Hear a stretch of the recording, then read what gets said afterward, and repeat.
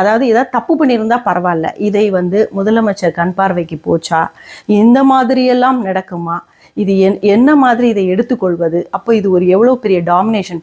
Chennai mayor Priya அவர்களுடைய உதவியாளராக, அலுவலக உதவியாளர் டபேதார் அப்படின்னு சொல்லுவாங்க. ஒரு பக்கம் ஒரு ஆண் டபேதார் இருப்பார், பெண் டபேதார் இருப்பாங்க. இந்த பெண் டபேதார் மாதவி அப்படின்றவங்க ரீசண்டாக வந்து பணியிட நீக்கம் வேறு இடத்துக்கு மாற்றப்பட்டிருக்காங்க. காரணம் ஊழல் பண்ணியிருக்காங்களா, இல்லை தவறாக பேசிட்டாங்களா, இல்லை சரியாக வேலை செய்யலையா, இதெல்லாம் காரணம் இல்லை.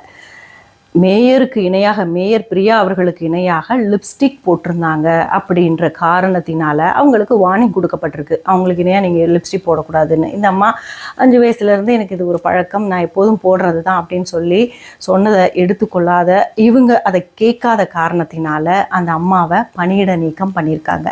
இது ஒரு மனித உரிமை மீறல்.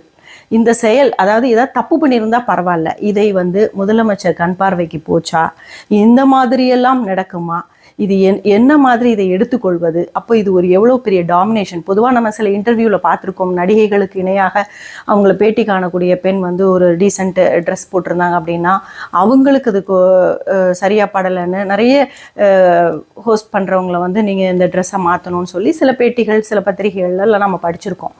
ஆனால் நம்ம இந்த சென்னை மேயர் அவர்களுக்கு இணையாக ஒரு லேடி வந்து உதவியாளர் வந்து லிப்ஸ்டிக் போடக்கூடாது, அதனால் அவர்களை பணியிட நீக்கம் செஞ்சது எவ்வளோ மிகப்பெரிய ஒரு மனித மீறல், அத்துமீறிய செயலாக தான் இருக்குது. இதற்கு யார் பதில் சொல்லுவாங்க?